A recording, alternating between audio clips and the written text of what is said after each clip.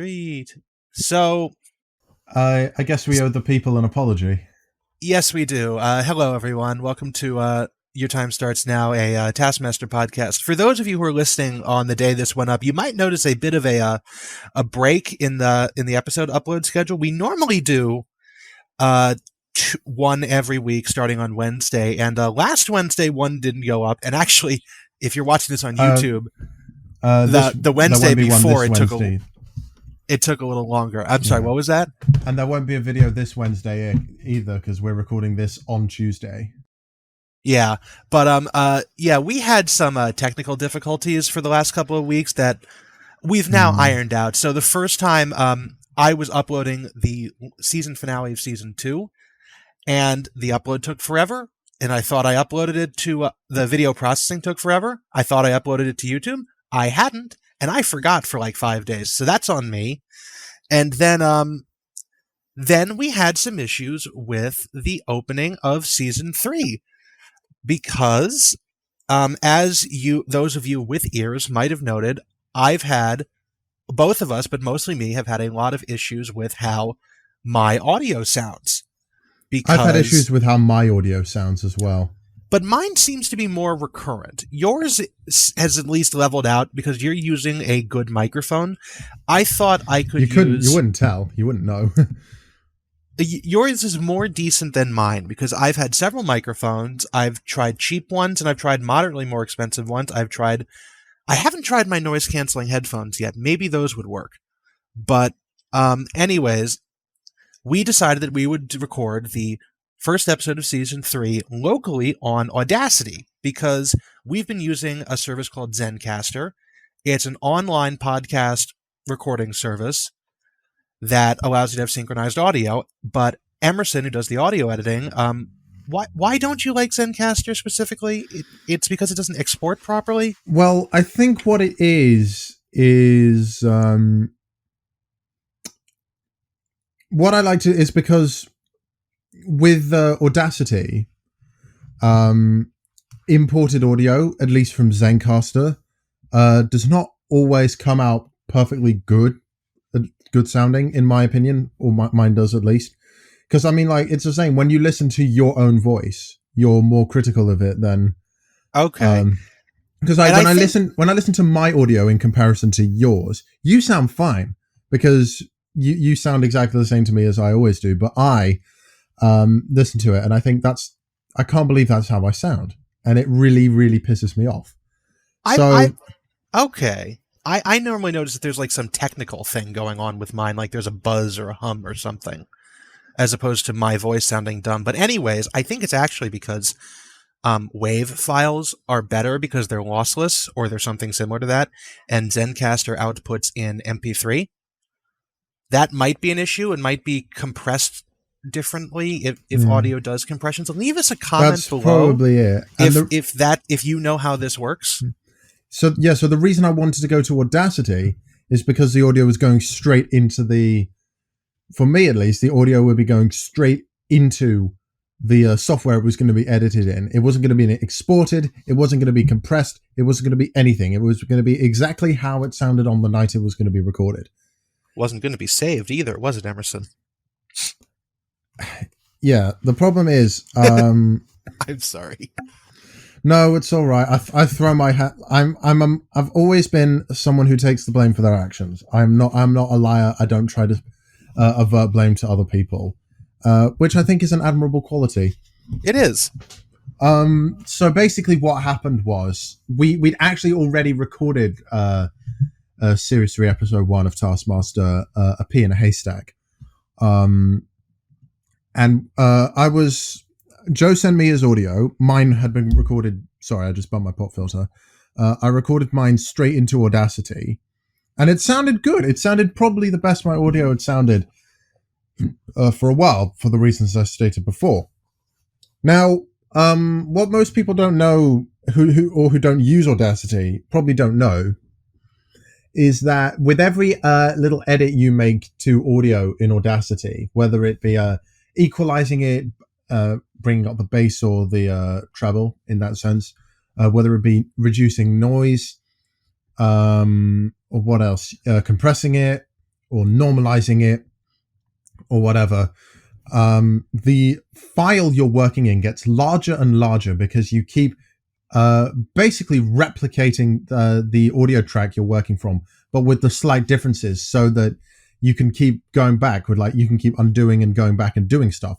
And that is when Audacity starts to take up a lot of space. And that is what happened with Series 3, Episode 1. It took up so much, it actually took up so much space with how much I was basically doing with it, that my computer crashed completely, and the audio was unretrievable because we tried. Oh God, yes. We tried looking through like the temp files, and if anyone wants to put how to recover audio from Audacity, first of all, we tried that. Second of all, you're a little late. But if you want to put, I should say, this isn't the first time that Audacity has been struggling to keep up, has been losing storage. That Audacity has been taking up storage on my Mac when it comes to editing these podcasts, but never to this sort of extent. I think probably the most infamous example I can think of is Series 2, Episode 2. That episode was probably one of the most nightmarish to edit because of all the little changes I kept making to the audio, whether it just be to equalize one little bit, or I didn't like how it sounded, to just keep doing that over and over again. And we've recorded that one in Zencastr. That I basically had to I had to stop what I was editing and start again. But it wasn't as bad because we had the audio files. We'd recorded it in Audacity. Yeah, that one was on me because Emerson said before we started, "Do you want to record Zencastr as a backup?"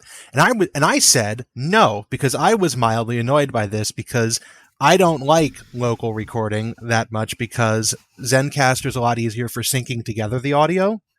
And it also means that I don't have to download a massive file and send it off to Emerson. I'll tell you this, though. Then the one time we didn't, it happened.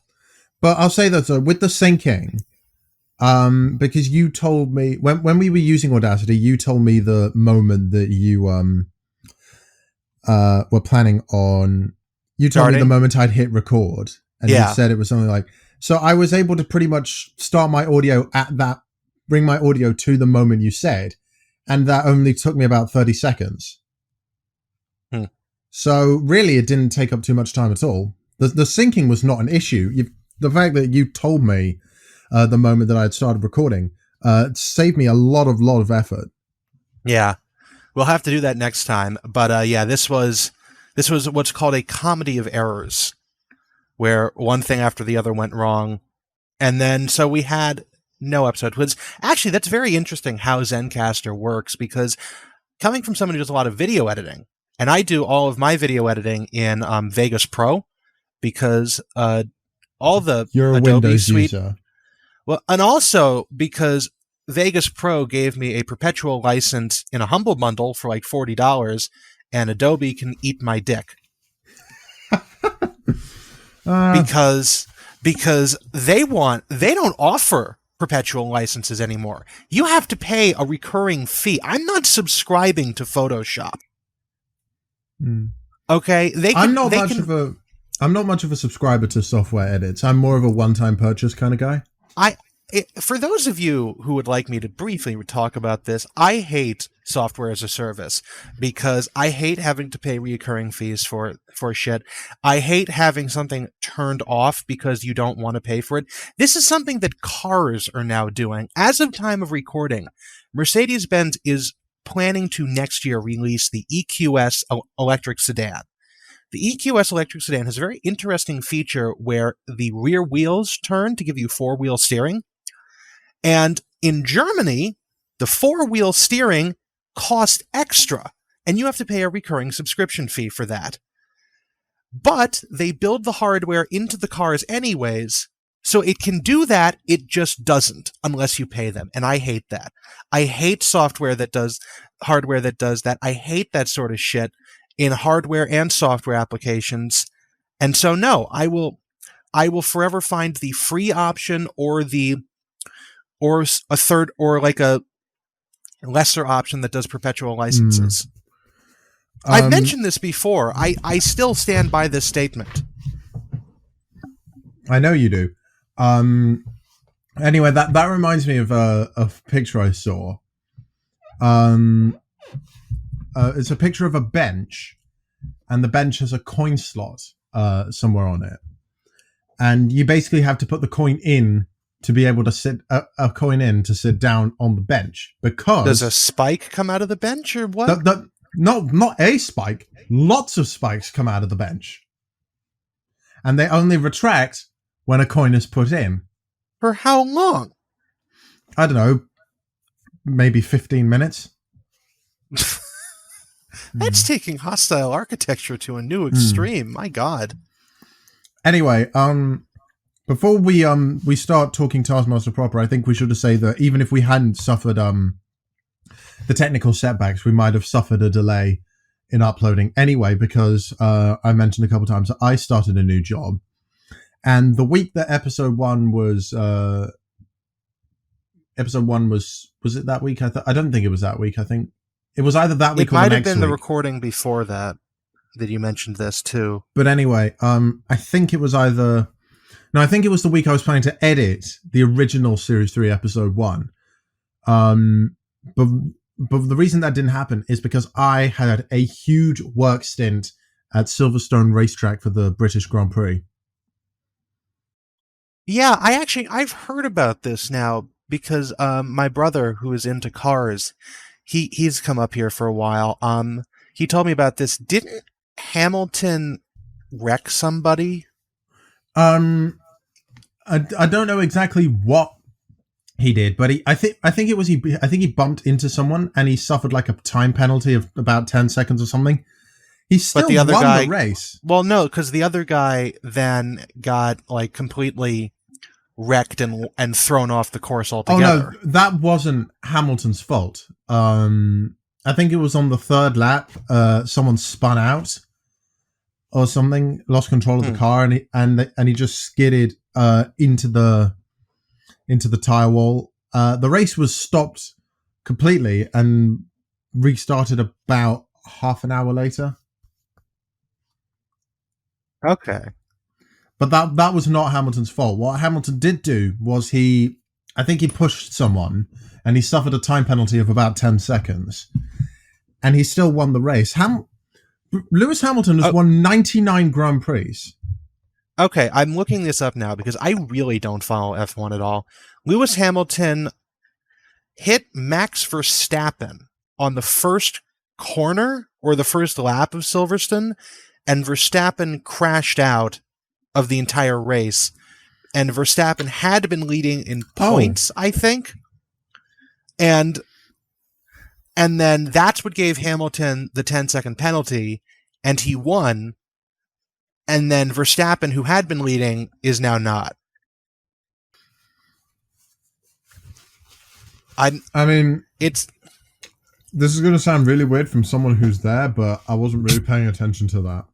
You were busy serving drinks. You've got an excuse. No, I don't really have an excuse because I was working at a buffet in at a 90-degree angle to a huge screen, sort of like something you'd see in Times Square. You were next to a jumbotron and you still didn't see this?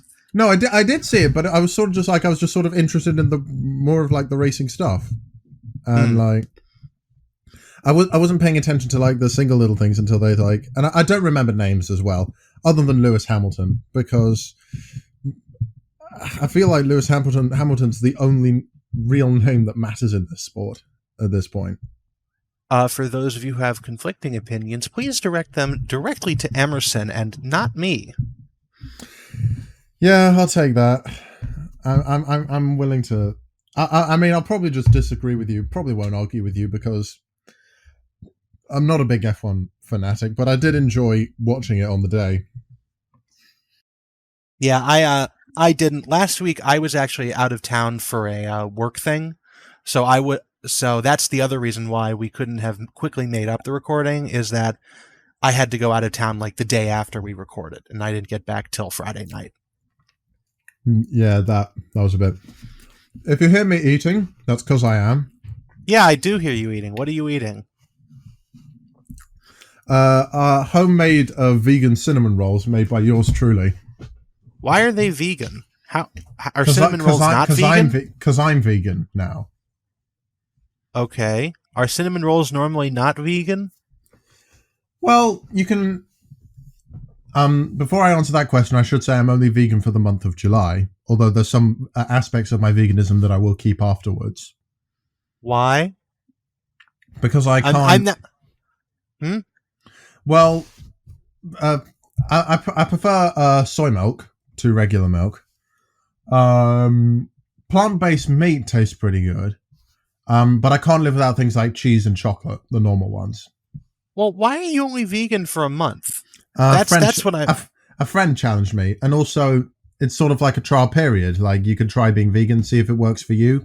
If it does, great, you can keep going. If it doesn't, you can go back to being. You can return it for a full refund at any Sainsbury's location in the United Kingdom. I did do most of my shopping at Sainsbury's and Tesco. I've never heard of a trial period for veganism. That's actually very interesting. It's not a trial thing. It's just me.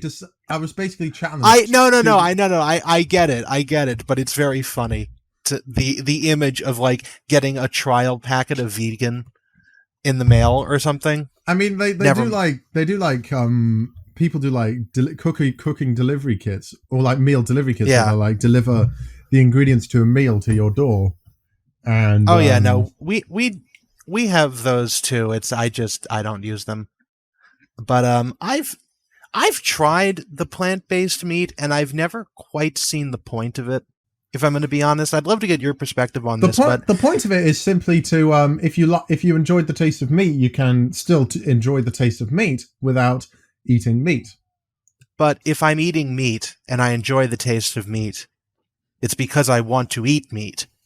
It's not because I want to eat something that tastes like meat. But going vegan is more environmentally friendly, so you don't have to give up the taste of meat. Why would I give up the taste of meat for the environment? That seems like because you're not because you're an American and you only care about money. Well, first of all, no. Second of all, my individual contribution would not be big enough to stamp out anything. Also, I'm significantly environmentally friendly if I think about it. All of my house's electricity comes from a nuclear generating station, so we don't even have the coal or natural gas fumes from that, which is probably the largest single contribution to greenhouse gases outside of manufacturing goods. I've had to do a lot of study into like how environmental bullshit like that, like what actually causes harms. And it's much more like big companies and oil-fired power plants than it is you eating a steak and having a straw with your meal and having a straw in your drink. But I mean, if you want to go vegan, I'm not going to criticize you for it. It's like I've already decided I'm not going vegan full time, but I'm definitely going to eat less real meat and more plant-based meat. Maybe if I'm like having a meal out, I will have regular meat. It's just plant-based milk is fine. It tastes quite good. I like soy milk. Almond milk is good, although in my opinion, don't guzzle a whole carton in one go because you will.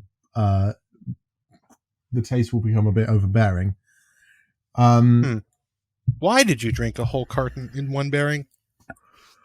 Because I was just like on my last day of work at Silverstone, I was just sort of like people just like giving away the unopened drinks that they like the kitchen was sort of like just giving away the cartons of drink that they or the bottles of drink that they didn't open, and I just took a carton of almond milk, guzzled the whole thing pretty much immediately.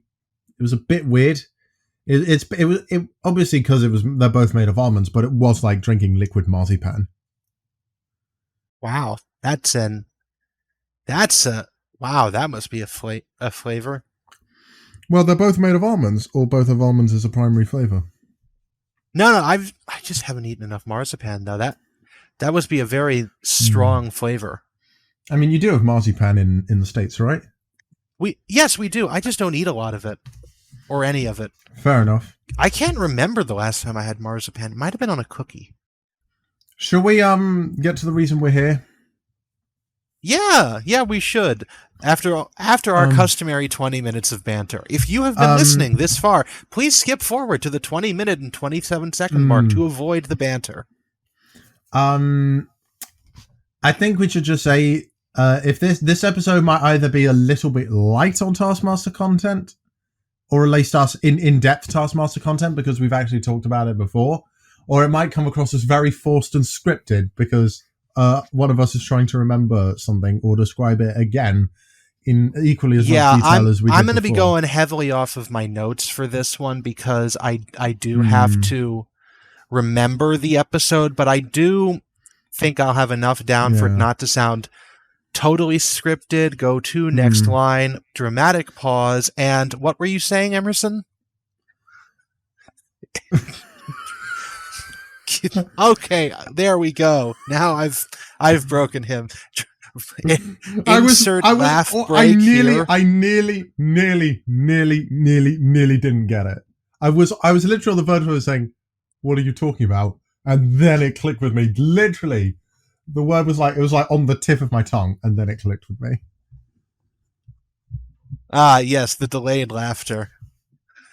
Right. So, if I remember correctly, I did the prize task for this one. So, yeah. But first, we should talk about. We should introduce the contestants again because this is a brand new series. Oh, yes, it is. Series 3 of Taskmaster. We've got a brand new famous five. A lot of these people are great favorites among Taskmaster, and one of them I'm personally not a big fan of. Which might cause a bit of controversy. But anyway, we have got Al Murray, Dave Gorman, Paul Chowdhury, Rob Beckett, and Sarah Pascoe. And joining us again... As I said last week, I know who none of these people are because I think only Rob and Sarah have made appearances on Mock the Week, which is my primary starting point for English comedy culture.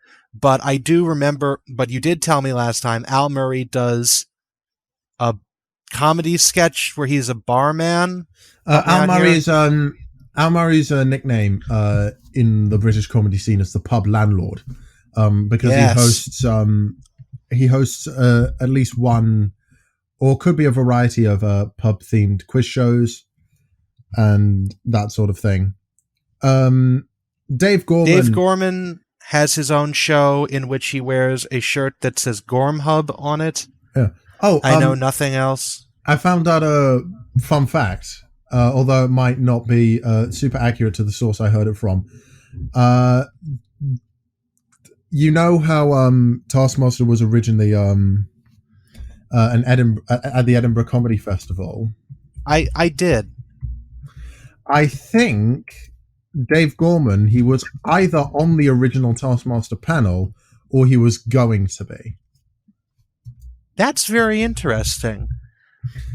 If that fact is wrong, I will correct it in the next episode.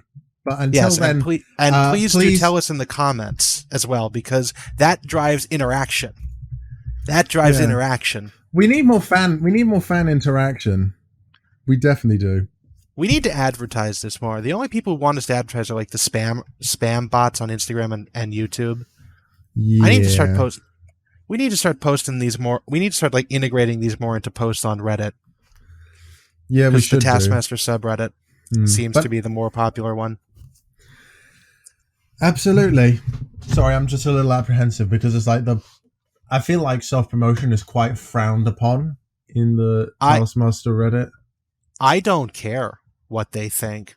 I mean, if they don't like it, they don't like it. But I've noticed that since we stopped, because we have a little behind-the-scenes stuff, we haven't advertised the last couple of episodes as much because Emerson's a little apprehensive about self-advertising, and I'm putting it in a lot of Discord servers where people either don't care, or the mods have.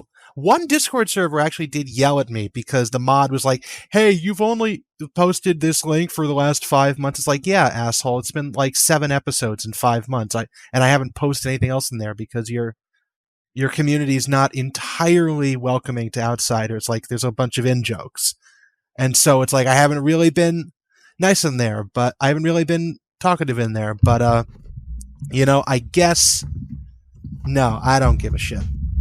If my microphone sounds a little bit different, it's because I've just raised it a bit higher.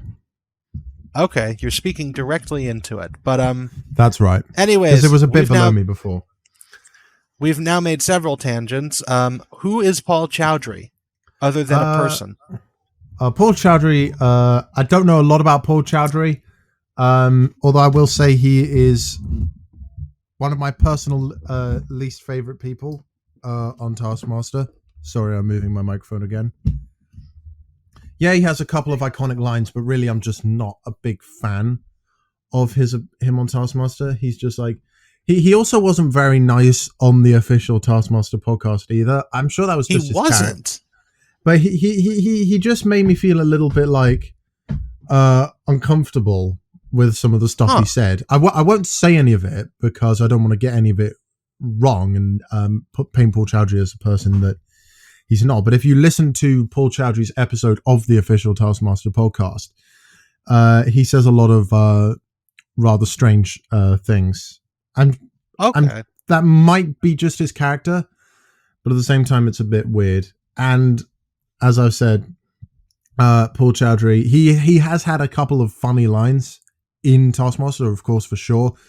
One of them's even in this episode, but most of the time I'm just really, really just not crazy about him. Okay. Actually, interestingly enough, I was recently made aware of a fact by someone I know on a Discord.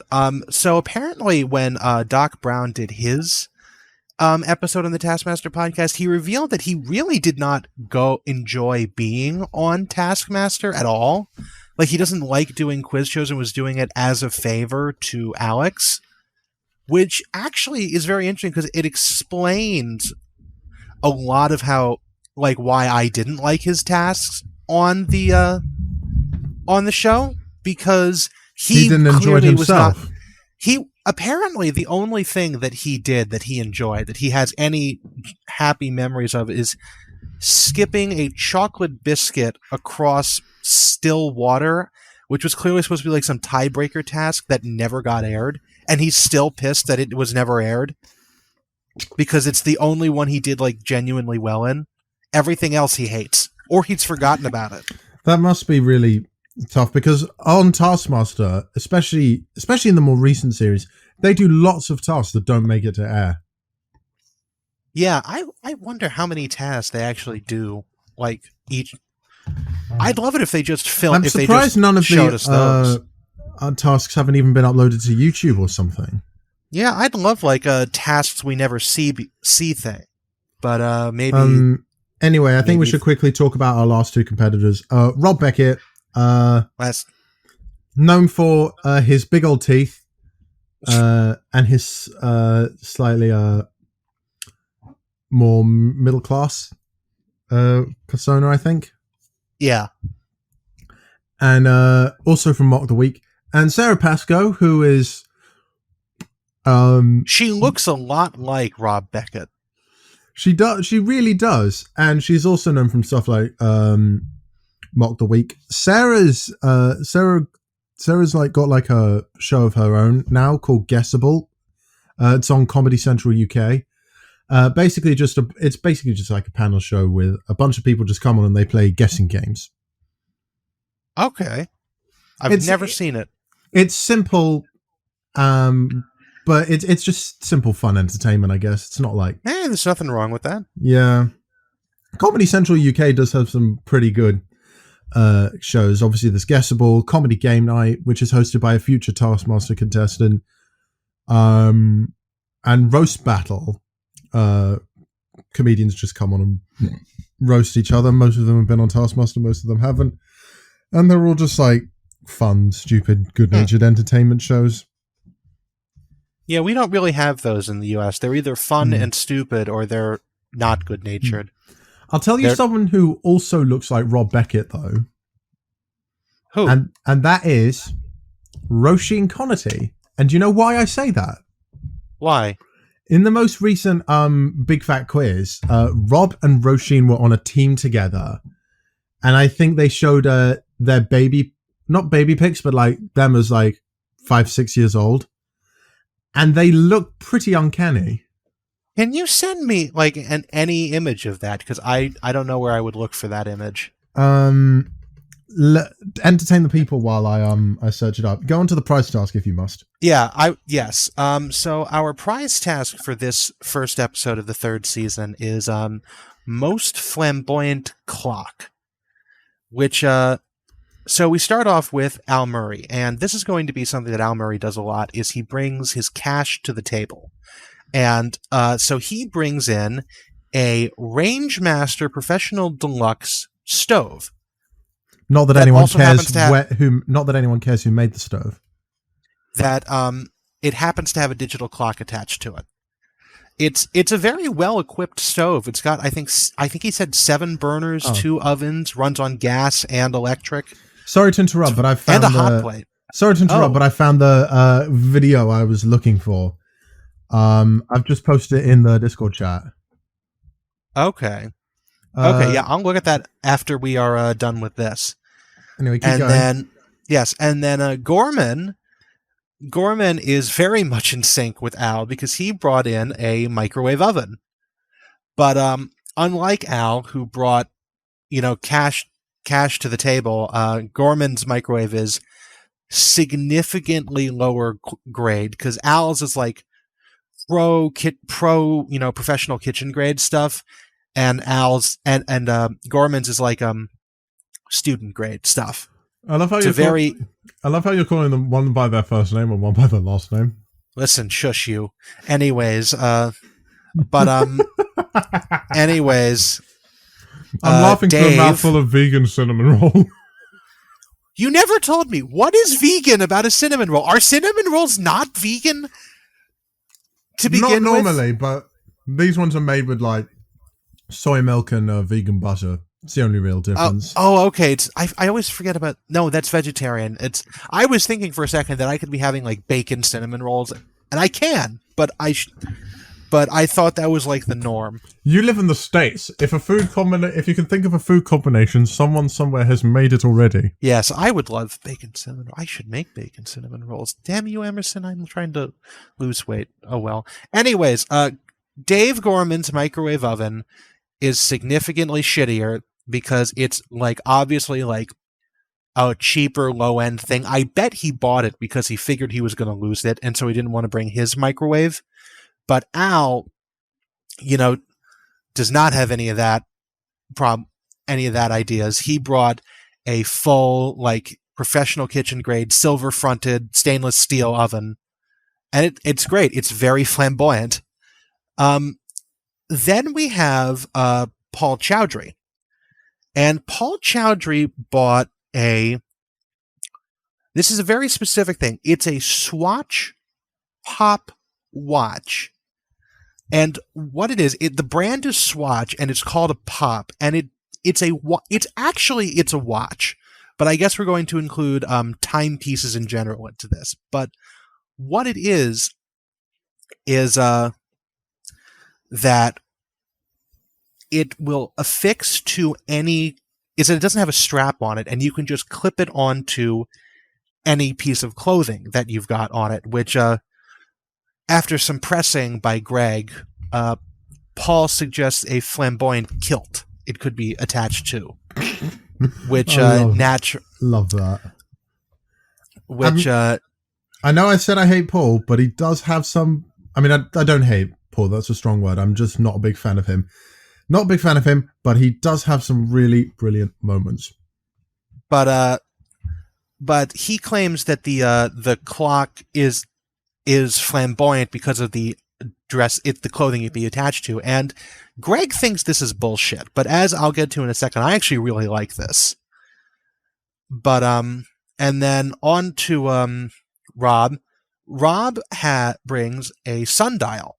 specifically a sundial shaped like a tortoise, which again, we're really pushing the boundaries of what a clock is here. But it is a timekeeping device, although it certainly is not going to work indoors. Shall I pull an Alex Horn and Google the definition of a clock? Actually, yeah, we should. Because I'm very interested to see because this is like, this is like an old Batman riddle from like what the riddle is. What is the timepiece with the most moving parts? It's an hourglass, but nobody uses that to keep time. I'm going to go with the Oxford definition because I think I need the most accurate one possible. That's the Oxford Learner's Dictionary, not the Oxford English Dictionary. Fuck it, it's the same thing. Is there a difference? Probably not. This is the Oxford Learner's Dictionary's definition of a clock. An instrument for measuring and showing time in a room, on the wall, or on the wall of a building, or on a computer screen, not worn or carried like a watch. Interesting. That's actually very interesting because, as I will mention in a sec, I'll just mention it now. Paul, that's actually a very interesting definition because Paul's watch could be mounted on a wall. Because the closest analogy I have to what Paul does, to it.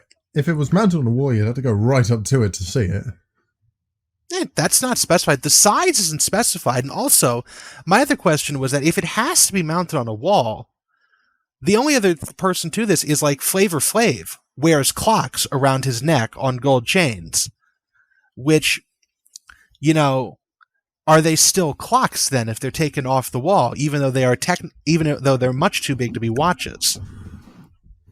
Well, it's a very interesting question for the audience to ponder on. Why move on to?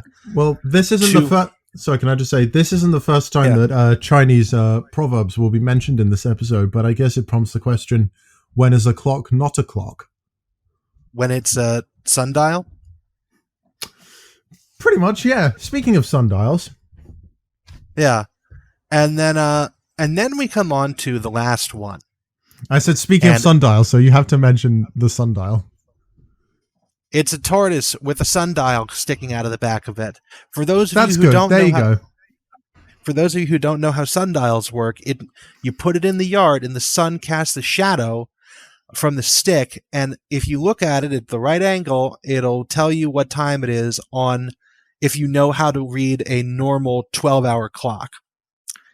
But it's also very dumb because if it's cloudy out or it's dark out, or if you're not doing, or if you're like, I don't know, indoors, it's not going to work.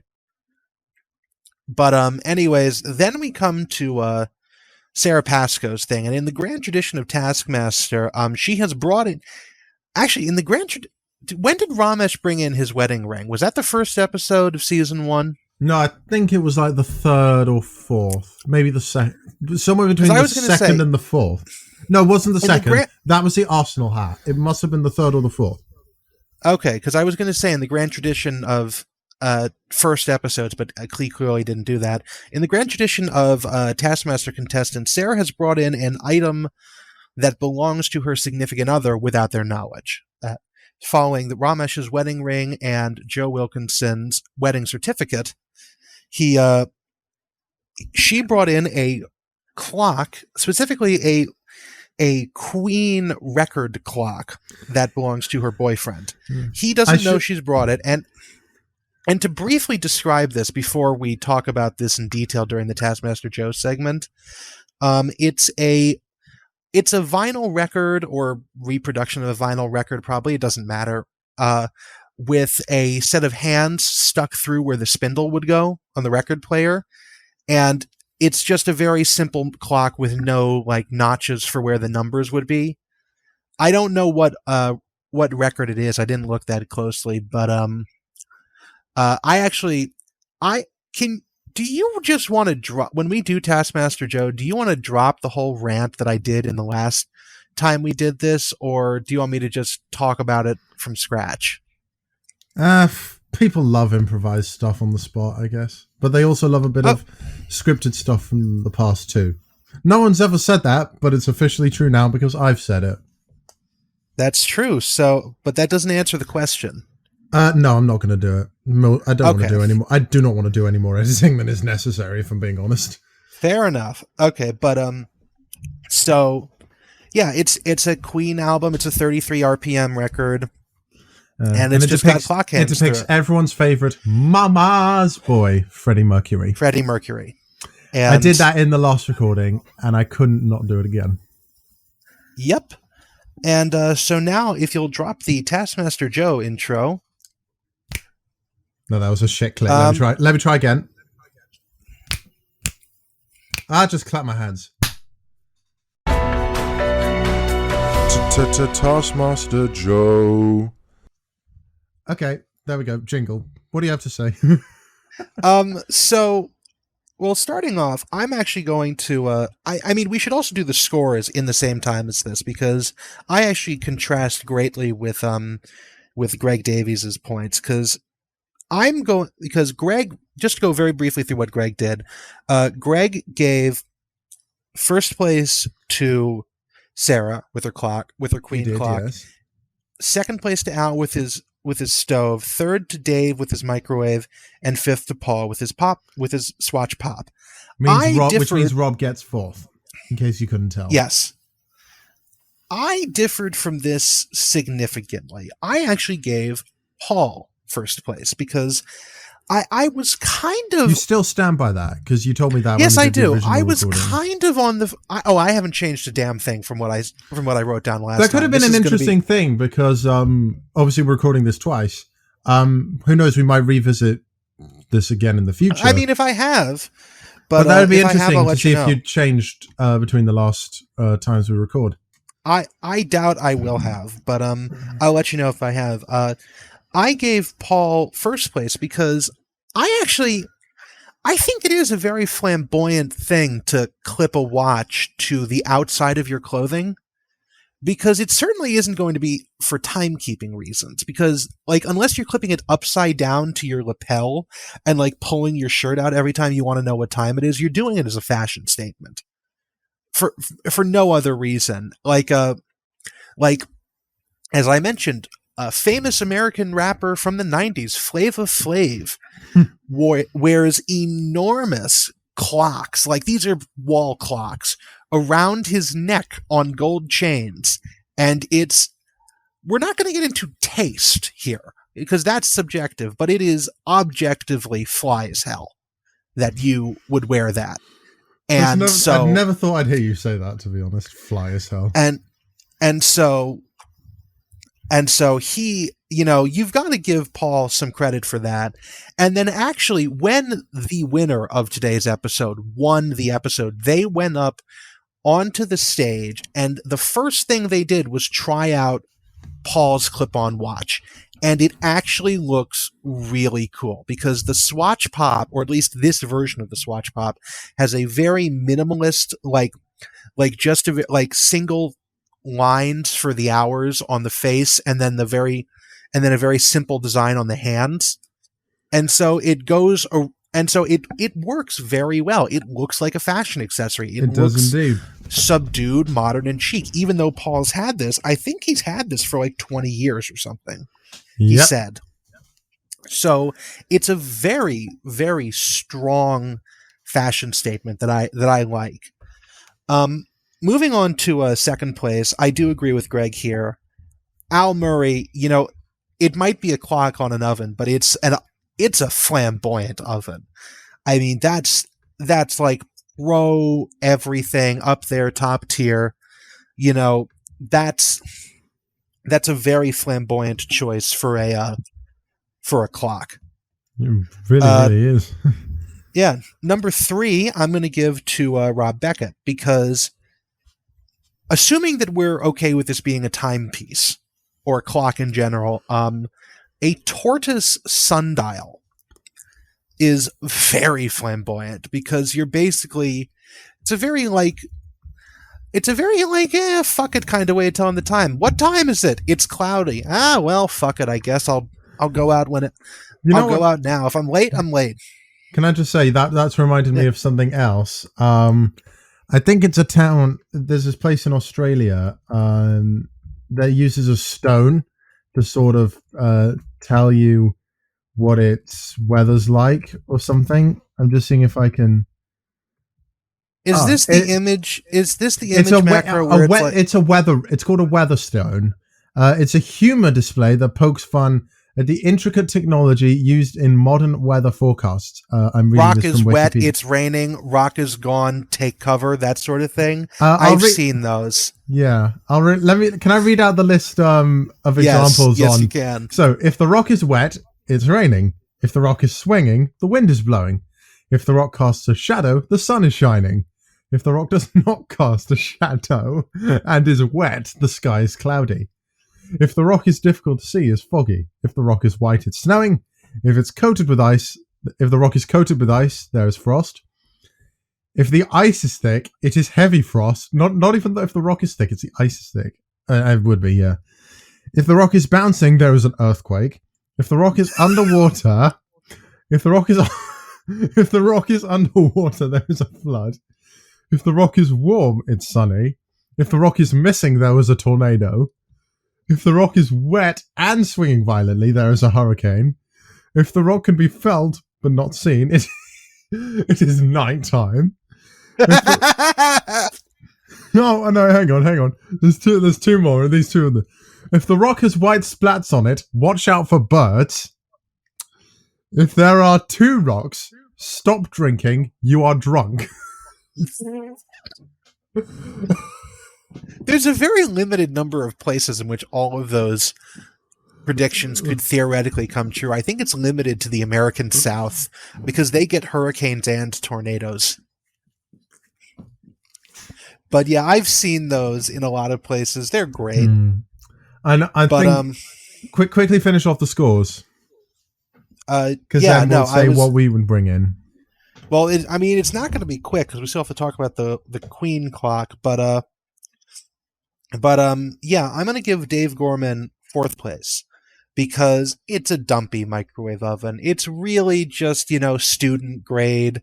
I think it had like a twist dial on the front. It's not. I mean, it's better than the last one, but it's not. It's not the greatest thing, especially when compared to Al's oven. But yeah, Sarah, I'm giving last 2, and the reason why is that I fucking hate this kind of clock. I'm going to. This is just as a note to the listeners. I'm probably going to drop my side of the audio from the first recording into YouTube, just as like a bonus video. You'll find it in the description below, the URL to that. But it'll be unlisted or something. If you've listened this far, yeah, it's an unlisted video in the description. Go check it out. You won't get any context because Emerson's half of the audio will be missing. But there you go. Yeah, if Joe doesn't give particularly detailed descriptions of some things he's talked about before, just go to that. I think we'll post it as a bonus episode as well on all devices. You'll have to send it back to me though because I got rid of it to free up space. We'll figure it out, but we'll figure out what we're doing with it. But it's definitely going up on YouTube. But I really, really don't like this style of clock because if anyone's been to one of those trendy store chains, I'm making air quotes with my fingers here, where they sell like cheap garbage but it's like got holes in it, and so it's trendy, like Urban Outfitters, or what's the one in England called that you talked about? Sorry? You told me last time there was a chain, there was a store near you that like was the same sort of thing where they sold like trendy things to trendy people. Did I say it's that? It's like one of the stores like Urban Outfitters or it's a chain. It's called there's two big ones that are popular among students or like people my age. There's ASOS, which is more clothes. ASOS, that's what it was. ASOS is more clothes based, and Sheen or Shine, I don't know how you pronounce it, is what people are more likely to go for accessories, I think. Yeah, but either way, these pretentious, hip, trendy bullshit stores, they all sell these because what it is it's a really cheap like motion that is really not great. I mean, again, these things are not really for telling time. They're like, I spent $15 on this and I want it to look cool in my house, and then I'm never going to use it because I look at my phone every day, like most of us do. And that's not a judgment call, but most of these stupid things, they don't really tell time that well. They're unguarded, so you can just move the hands whenever you want. There's no glass in front of them or anything. And then it's just it runs on a double A. It's not a good mechanism. And they're all just cheap shit. Like, I bet you right now, if I wanted to make your Time Starts Now merch, I could probably have a run of these clocks from whatever factory in China they're done and in my hand in a month if I wanted to, and have them printed up with whatever the hell I wanted, because they are just, print on the face. I bet, because that's what I said. That's what I was saying about the Queen record, is it might be a Queen record, it might not be, which, if it is a Queen record, I mean, that's even points off, because you've ruined a perfectly good record, or I hope it's a perfectly good record, with this, not only by making it into a clock, by making it into a shitty mechanism clock too. You couldn't even bother to give it a good set of hands, because no, not at all. Or make it so that it looks accurate, because like I bought one of these when I was in college, and it's it's like I never looked at it. It's $15 down the drain. Go to an office supply store, get the cheapest clock they have. It'll be more accurate, and you'll be able to read it if you really care that much about having a clock on your wall. It's just a not very good clock, and it's not especially flamboyant to begin with, because flamboyancy in a clock is something that you either have to have by having it be ridiculous, like Al's oven, or trendy, like Paul's watch, or you've got to add like complications to it. The reason it won is pretty obvious. Freddie Mercury was a very flamboyant figure. Yeah, but Freddie Mercury is not wearing this thing around his neck. If Freddie Mercury was wearing this clock around his neck, that would be a different story. But this is a not great clock by itself. This is just a clock. Since we're amazingly nearly an hour in and still on the price task, considering this is the second recording we've done with this, should we quickly talk about what we'd bring in? Oh yeah, no, yeah. Thank you for moving us along. I would definitely bring. So I have to remember what this is called. It's a Seiko. It looks like a carriage Melodies clock. in Motion clock, and I think I'm going to have to remind me to post a link to one of these in the video description. Yeah, you've got the link in the Discord chat. Yeah, but I might not remember that because I'm bad at this. But anyways, it's basically a clock that spins around, that it plays music on the hour, and it also but it not only does that, it also spins part of the face around too. And in the video that I found, because they do, I think, different ones for each year's Christmas holiday season, and some general ones as well, where bits of the front open up and little things pop out. It's basically like an old style, like cuckoo clock, where you've got all the different little things moving around inside of it, but it's a digital. It's like an electronic one that. It's not digital, but it's got like the computer controlled hands and everything, and it's very cool. I like it. We have one. My parents have one. My grandparents have one. It's really great because every hour on the hour you get serenaded by like a 8-bit version of Billy Joel or something. I love things that I love, like machines that make noises. I like clocks that make noises like that. I love music boxes. I love all of that kind of stuff, because I think there's just something genuinely charming and innocent about it. I'm very into like the complicated motions and stuff like that. Like my watches all have like 3 different sub-dials within the face of it, where it's got like a date reel, and what day of the week it is, and what time it is in 24-hour time, what time it is in a different time zone. they're all like that. And then I also sent you, and I'm gonna have to drop these in somewhere. Is I sent you those other ones. I also wear, or I used to wear. I can't. They're packed away in a box from when I last moved. I also wear these funky French watches by a company called Lip. That they look absolutely insane, as all French things should. And so they're great. They're flamboyant as hell. If I hadn't known about the Melodies in Motion clock, I definitely would have brought. For those of you, One of them looks like a set of weighing scales. Yeah, Google Lip Mythic, LIPMYTHIC. It's a fantastic design. It's a square face with 3 interior circles that are like concentric circles that have the hour, the minutes, and the seconds on them. It's great. It takes a minute to get used to the time, but it's great. I'd wear it more, but the band is such a very specific kind that they don't make bigger ones for it, and you can't get non-manufacturer ones because of how it because it actually, like, the watch face goes through a cutout in the band, so you can't get bigger ones, and French people must have small wrists because I can barely get mine to fit. Otherwise, I wear that all the time. What makes the fact that, you know, what's really cathartic and humorous about this re-recording is the fact that I'm looking through our Discord chat on the day we did the original recording, and I can see so many things, and I can't remember why you put them in the chat. I can't remember why I can. I mean, I can remember. I can remember the clip with the cat, and I'll get to that in a second. I can't remember why you put that one in there, but I remember everything you can't, else. All right, well, I can remember why that one's in. I think I can remember it because I put it in. You can probably remember the others. But I'll very quickly say what I would bring in. I know I was talking about it before. I don't have one in my possession, but I'll get one for the sake of this. I would make my own Weatherstone and bring it in. End of story.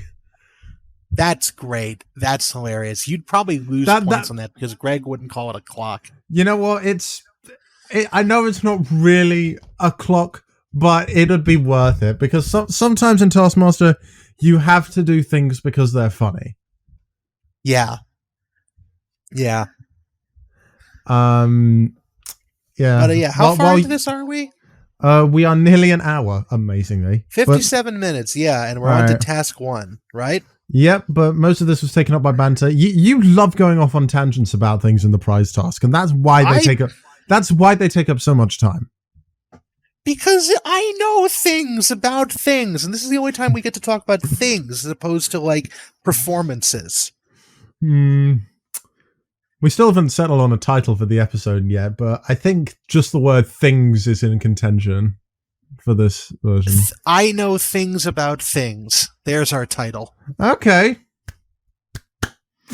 I know things about things, as do we all. Anyway, my turn to talk about a task now. The first VT task of the series: get to a microwave in as few steps as possible. Classic Taskmaster, I think. So, in my notes, I have written. This is before anyone's actually done the task. Paul walks right past Alex as though he's not there, and he also doesn't know that trees have generators. And Paul, this is one reason why I'm just not a big fan of Paul.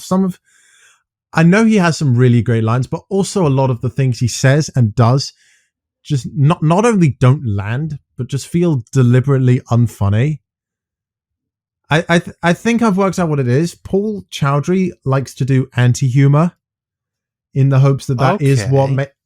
Well, I don't know if he likes to do it, but it's definitely what a lot of his vibes, because the statement about the trees having generators feels like he's deliberately trying to not be funny, while at the same time. Well, it also comes off as just being like a weird observation to make, because the microwave's on a table next to a tree, and the cord just sort of runs off behind the tree. So the joke is that, it looks like it's plugged into the tree. Possibly, but I still just think maybe it's just my bias towards like just not being a huge Paul Chowdhury fan. Yes, like I Maybe. said, he has his good lines, but generally I'm just not a big fan of him. Maybe. Anyway, so as I said, the task is get to the microwave in as few steps as possible. Sorry, what I'm in case you can't tell, what I'm trying to do is because my microphone is right in front of me, and my laptop is a little bit off to the side, and because I'm so poorly prepared, even though these notes were probably made about 4 weeks ago, what I'm having to do is I'm trying to get myself close to the microphone so that my voice goes in as much as it can, rather than off in front of it while I look at my notes to read from. So, rolling Rob Beckett. As I said, he rolls. He gets dizzy very quickly. He stops. He has a very weak constitution because he had like a cup of coffee. Yeah, he had a coffee before he started the task, and also he stops and burps a couple times. So he rolls the. Seems like, yeah, he like dry heaves his way through. Yeah, this, he rolls his way until he comes to the fence, and this is the one major unavoidable obstacle, I'd say. And what Rob does is he himself over it. Yeah, he grabs onto the fence and then just like flips around like a seesaw on a hinge, and then just falls down. And what I thought when I saw this is the very, very old clip on YouTube of the cat trying to get over a baby gate. I sent this clip to you. It's a little bit higher up. Yeah, in the I saw it. It's the cat trying to get over the baby gate, and the cat does a similar seesaw kind of before landing on its feet, and its arms are like out. But it's not like Rob, whose arms are just like held onto the railing of the gate. The cat's arms are just like outstretched in a star shape the whole time, and it's classic. Rob's time is not given because the time doesn't matter. It's how many steps you take. And Rob only takes a grand total of 4 little steps just before the fence. And that's it. Which is, it's such a fun, especially because this track. Did we figure out where this track was? Have you been to this track? I don't know. I'm trying to think of a location where it could possibly be, but at the same time, I just can't. Well, wherever the hell it is, and I'm if sure anyone that someone knows, in the audience will know. I'm sure someone will know. Please hit us up. If you're ever in the UK, we should imagine if we went on like a road trip to all the locations that are used in Taskmaster. We have to get through until we can go international. Then we can. I mean, you can't move to the UK full time because no, it'd be too expensive. Well, not too expensive, but it'd just be like there'd be lots of complications. You're not a British citizen. There'll be a lot of things you can't have. It'd be equally different if I was to move to the States permanently. Mm-hmm. Yeah, it would. But that is a Patreon goal. That is a Patreon goal for the Patreon that doesn't exist. All your life that the tier should be all your life savings monthly. Yeah. Anyway, infinity symbol, $sign. Yeah. It's almost like saying that's something that will never happen. Because I mean, we're not going to say it's not going to happen because we're not negative, but it's unlikely, especially right now. Anyway, yeah. Rob did very well. Dave and Paul showed, especially because the track is covered in goose shit. That was what I was going to say. I remember now. Yeah, the whole track is covered in. It goes back to the stone. If the stone is white, watch out for birds. Also, I would like to point out during this that this track was not closed off for filming.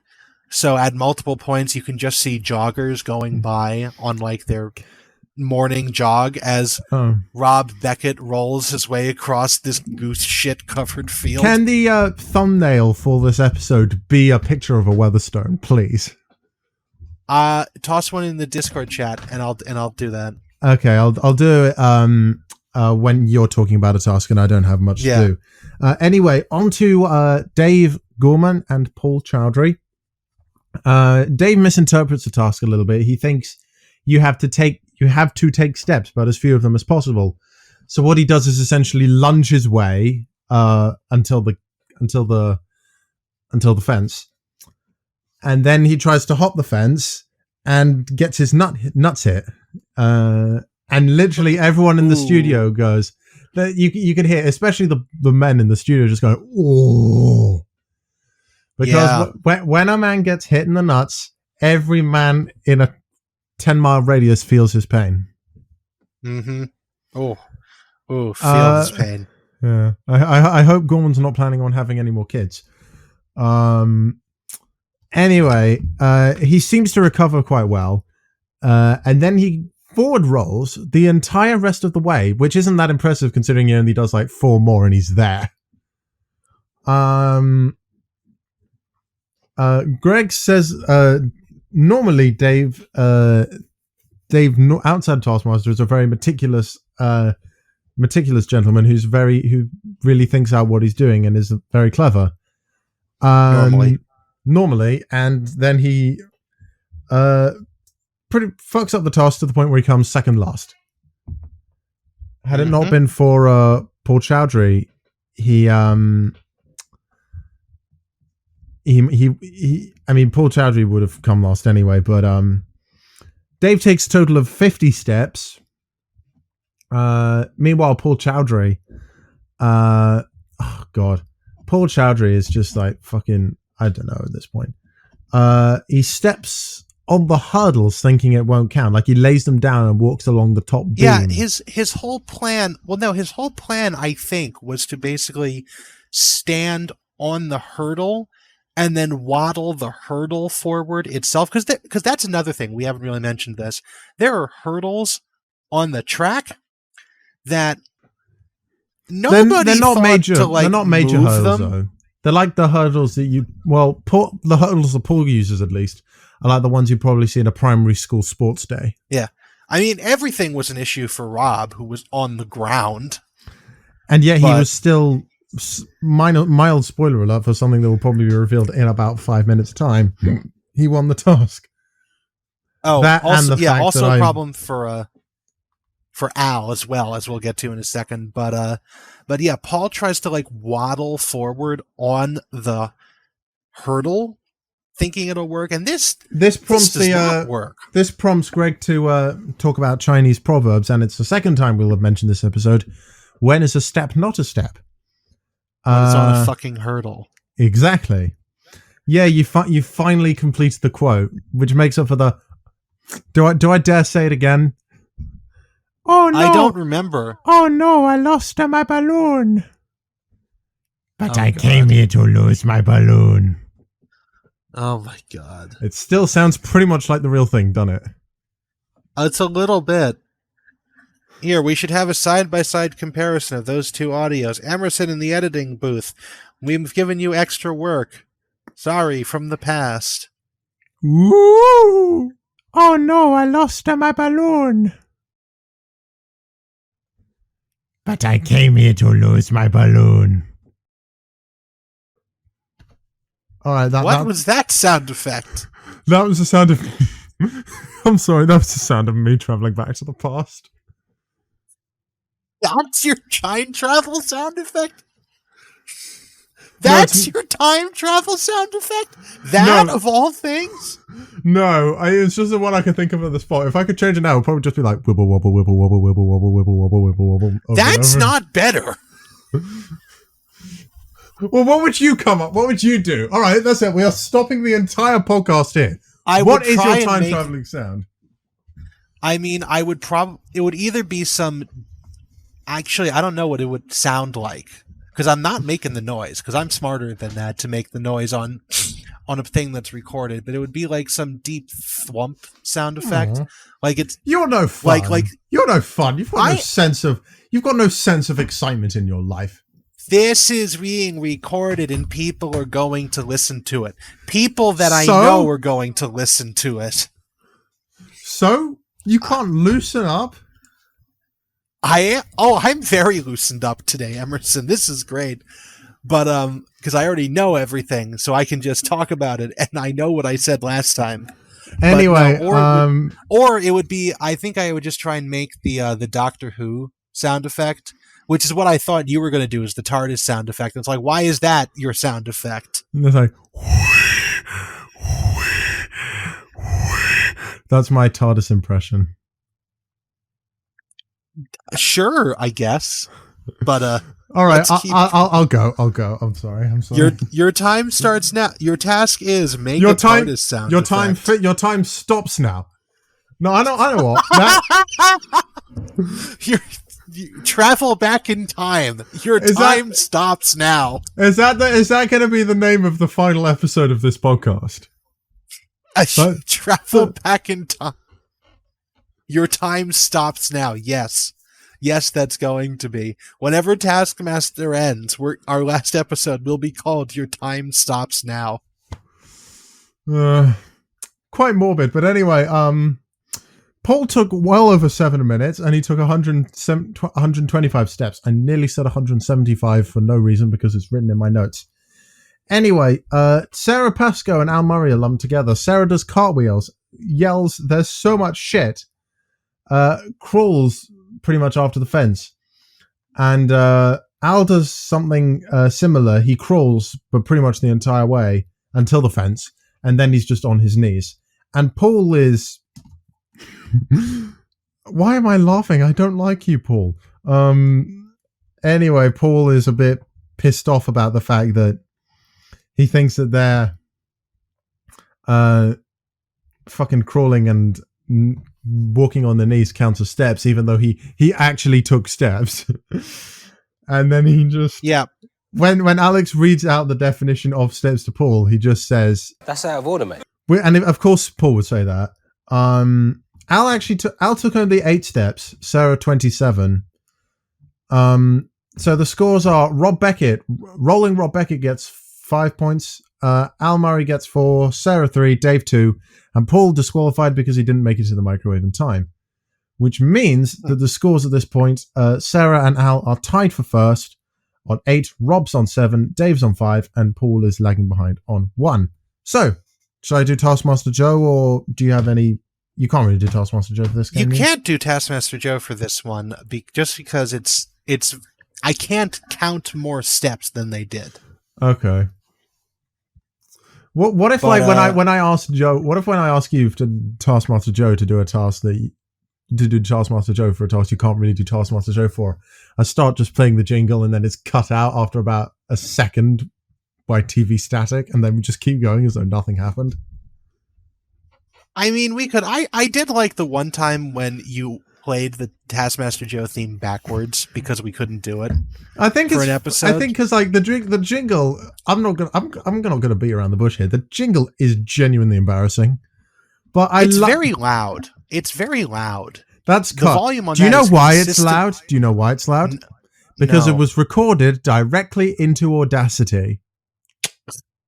You could turn it down a little bit. It's very loud compared to the rest of the episode. But I think it's funny because that makes it really, really overpowering. Anyway, yeah, but it blasts my ears out when I have to listen to this.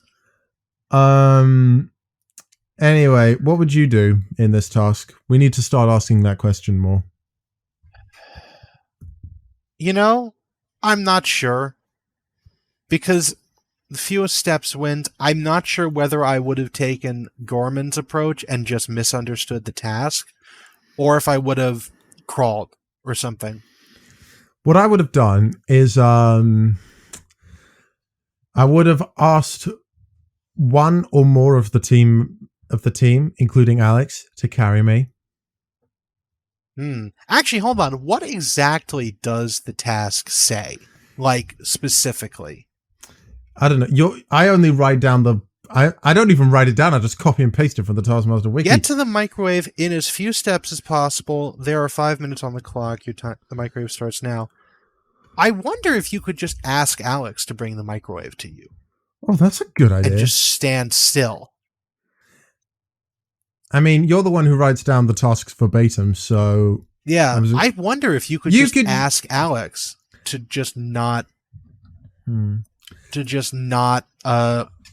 I mean, when you're on when you're on Taskmaster at whatever point possible, it's better to have Alex Horn and the team do the tasks for you.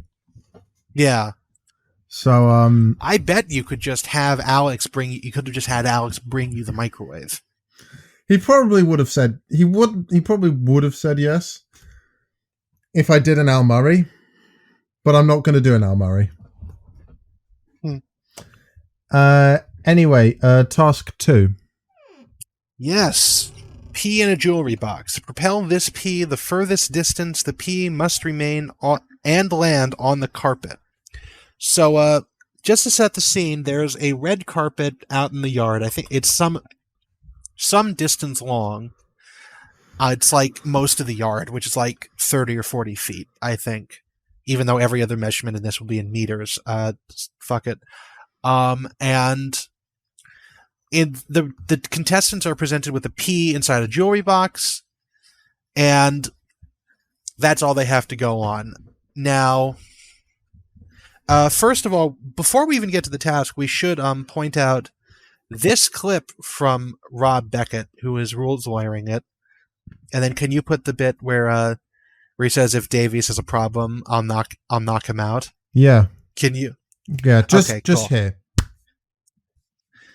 And then,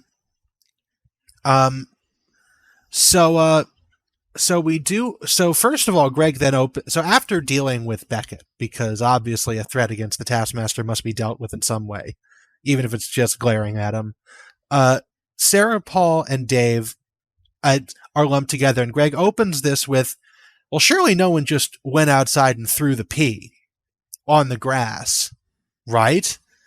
And immediately smash cut to Sarah, Paul, and Dave, who, this is also really funny, is that Sarah and Dave had the good graces to look guilty, and then just as he was calling out their names, they started laughing and looked at each other, and then he called out Paul's name.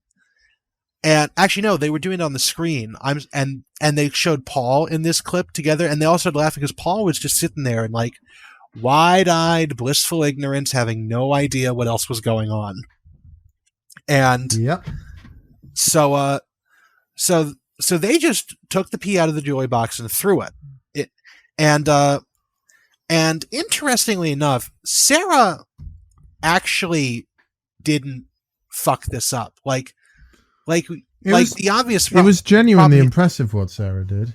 She did it 3 times, and I don't remember how far hers was, but it honestly doesn't matter. Something like 18 meters, something. No, 8 meters, something like that. The number 8 was involved. 18 point something. Yeah, there it is. It doesn't matter because, spoiler alert, she didn't win. But she did it actually 3 times, and at no point during the entire time did she even lose sight of the pea. Landed on the red every time and had no issues, which is in direct contravention to Dave and Paul, because Dave Gorman threw his and immediately lost it. Couldn't find it, is looking around, asks Alex for another pea. And naturally Alex is like, well, you have to have the same one. But he's like, oh no, I just wanted for a snack. Yeah, fucking right. But eventually he finds it on the ground. Claiming, actually no, not on the ground. He was using a tennis racket to propel his pea, and he claims that it had never left the tennis racket, that it had become embedded in the strings. Which was obviously bullshit. Way to ruin the narrative tension, Emerson. I was going to say. Who doesn't know this by now? I don't know. Someone. I'm just going to say, if you're listening to this without watching Taskmaster beforehand, first of all, what the fuck is wrong with you? And second of all, hi, we have some level of respect for you. First, it's like, why are you doing this? But I respect it. But anyways, yeah. If we ever do Dave a clip show, if we ever just do like a collection of the funniest moments, that's going to be one of them. Right up there. Sure thing. Right up there with ball gags. Yep. But yeah, Gorman just basically Gorman lied, said that he found it, It was not. Later on in the same task, they went back to the tape.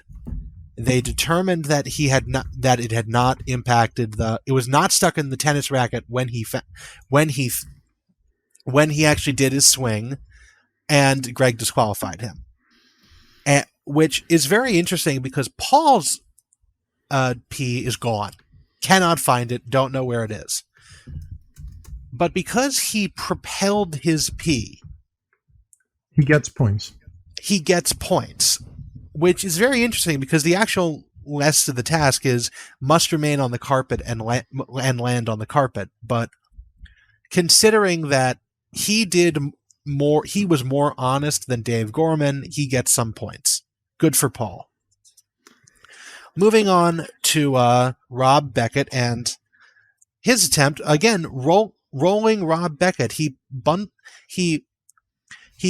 puts the pee. No, in he's not. wheelbarrow. He's no longer rolling Rob. He's barrowing Beckett. Oh, I was going to say rolling Rob because he rolled the wheelbarrow around. But barrowing Beckett, wheelbarrow. Yeah, I guess barrowing Beckett puts the pee in a wheelbarrow, the same one that Josh Whitcomb drank tea out of in season 1, and he just goes back and forth across the yard there. Probably 6 or 8 times, gets a grand total of 414.53 meters. Absolutely. Before he just sort of dumps it onto the red, calls it a day. Which would have been a winner had it not except been. that Al Murray is willing to spend 150 pounds to win this this task. Should we know? Do you know what we'll do at the very end of the series? We will, throughout the series, we will calculate how much money Al Murray is shown spending on screen or giving out on screen. You should write this down because I don't do math. That's dumb. Math is dumb. All right. You should. How much did he spend on the cab this episode? 150 pounds. He paid a cabbie who he apparently knew. He knew this cabbie's niece, interestingly enough. But for the sake of this, the oven does not count. It has to be him spending it might money. Be his oven. Yeah, he has to be spending money. He has to have started the task with more money than he had at the end, and has to be shown giving the money. But he knew the cabbie. He knew the cabbie's niece. The cabbie rolls up, and for car people, it's a Mercedes-Benz V-Class. I think it's the Vito here in the States. Don't know what it's called in England. It's a Mercedes van. And they book it down the M4, get 18 miles to Slough to Slough before time runs out, because there's the time limit is not shown in this episode at all, but Alex is holding a thing with a time clock on it, and I think it must have been like an hour or so, because it was not a. I mean, for a contestant like Dave and Paul, an hour must have been like Jesus Christ. Maybe half an hour. I mean, half an hour, maybe. It seemed longer than that because they were on like 26 minutes at points like that. Like you can just see it out of the corner of shot. He's never in it. I think it must have just been an outer thing in case someone just wanted to keep standing there and throwing it for ages on end. What I've just done is I've looked at the rough location of the Taskmaster house to Slough. The journey would take about 35 minutes. Yeah, so it probably was an hour then, because that would give him enough time to call the cab, wait for it. As we learned with Roisin back in season 1, is that you've got to call the delivery company and then wait for them to come get you. Fair enough. So, this is what so naturally Al wins. And again, we cannot do Taskmaster Joe for this one because it's all distance based. It's all distance based. It's very objective.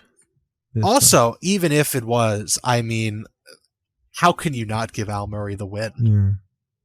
Also, fun fact: in every time I wrote the word "yeet" for every time, referring to every time a person throws the pee, or I used it in place of any word that might mean throw. Yeet. That was all I wrote. Oh, good.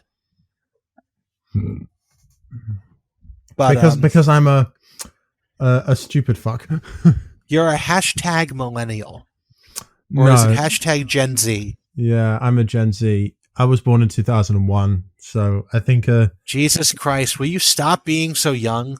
What year were you born? 96. 96? Jesus. So I think you're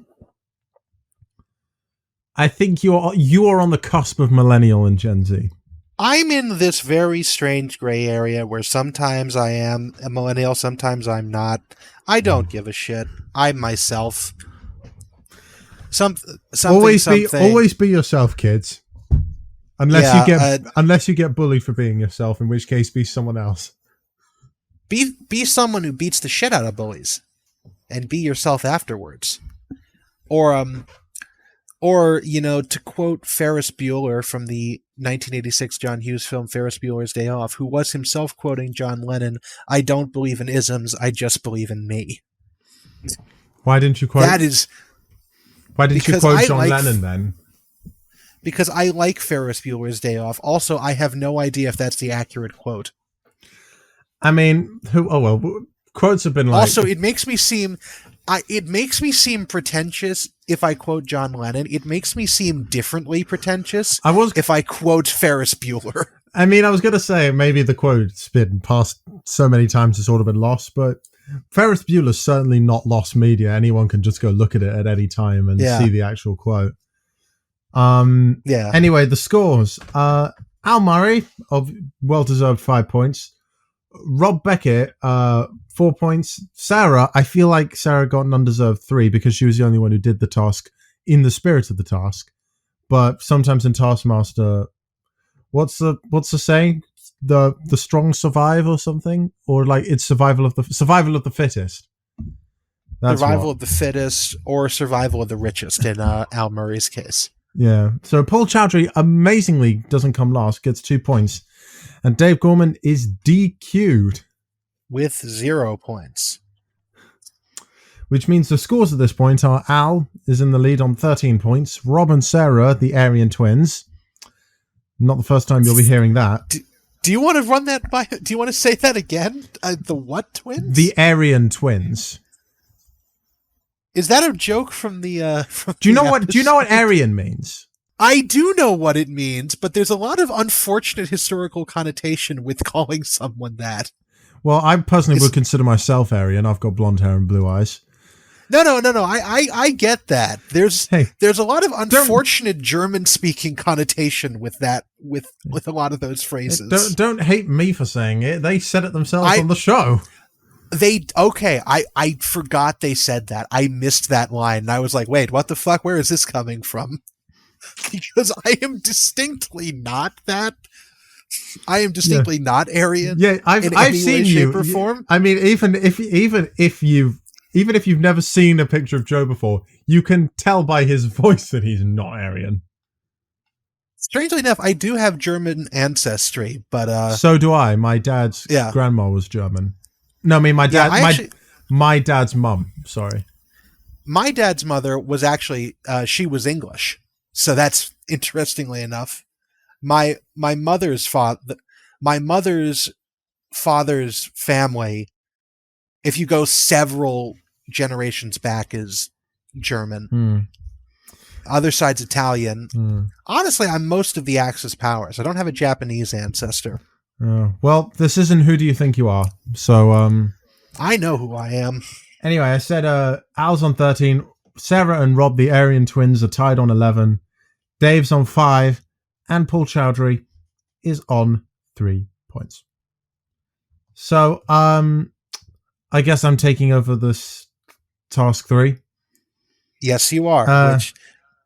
This is such a great task. It is, and I didn't correct the I somehow copy and pasted the wrong task from the Taskmaster wiki. I think I copy and pasted the do something that looks brilliant when sped up or slowed down, which appears which is a task from later in the series.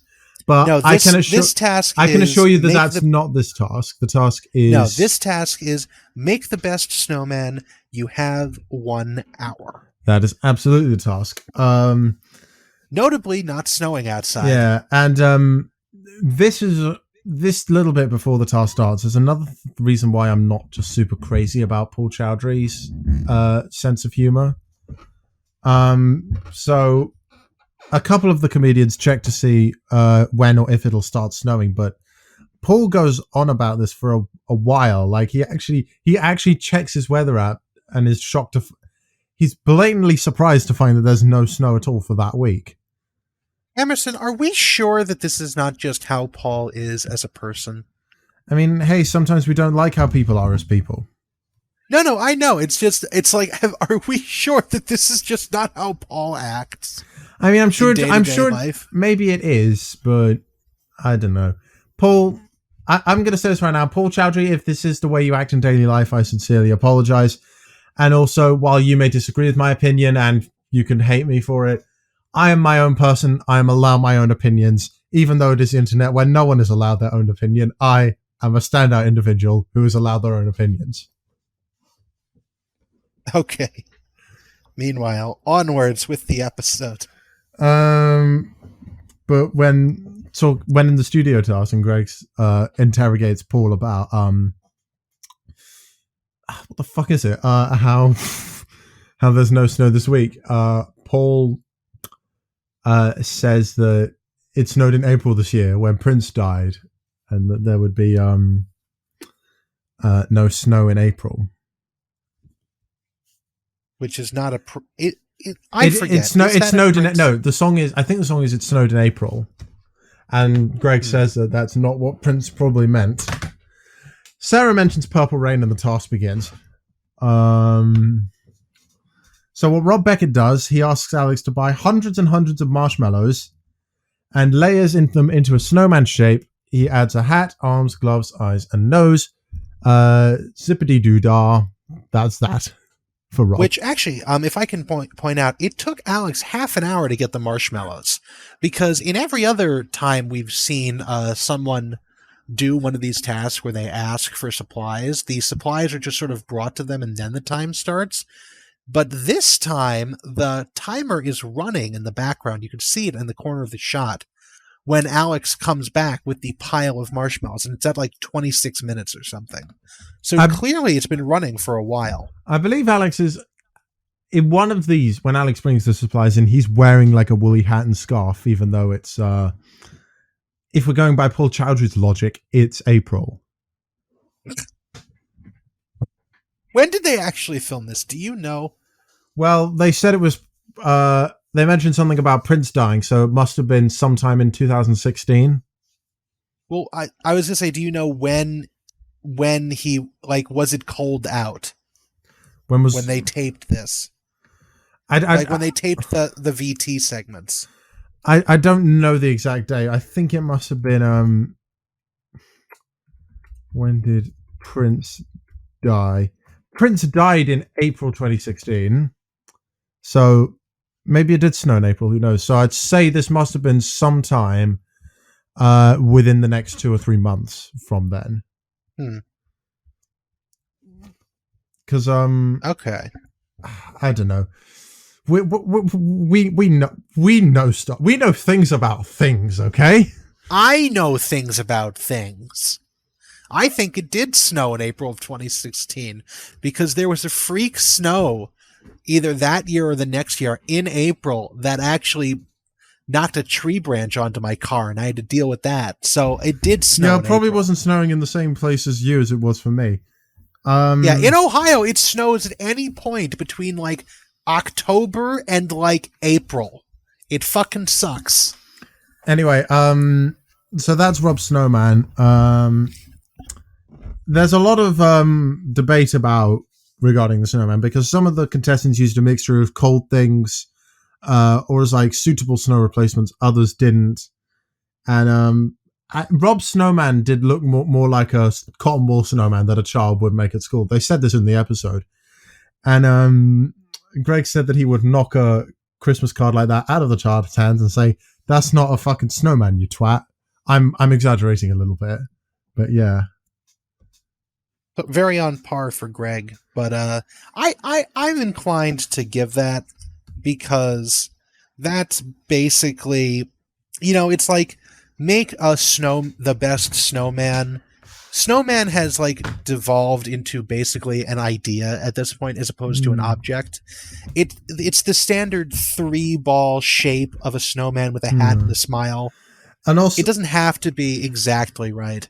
Yeah. Hey, do you know what the difference between snowmen and snowwomen is? Is it the placement of the snowballs? Or is that not the joke you're going for? I'm just gonna leave. There's no point telling jokes anymore. Is it? Did I get it? Yes, you fucking got it. Score. If you were here right now, I would reach my hands out in front of you and shake you like a rag doll.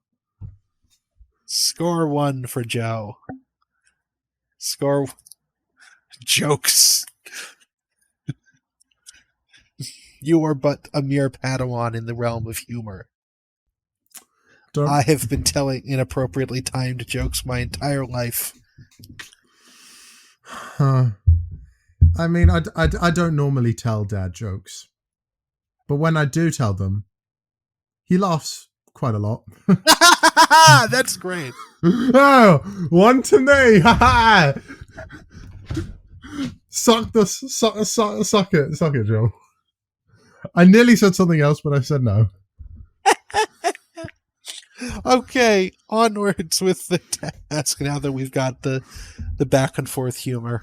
Anyway, Mr. Al Murray is partnered with Sarah Pascoe in terms of VT showing. I'll talk about Sarah's first. Sarah makes a snowman out of ice cream, and she names him Scoopy, rather appropriately. She plats some wool together to make the scarf for Scoopy.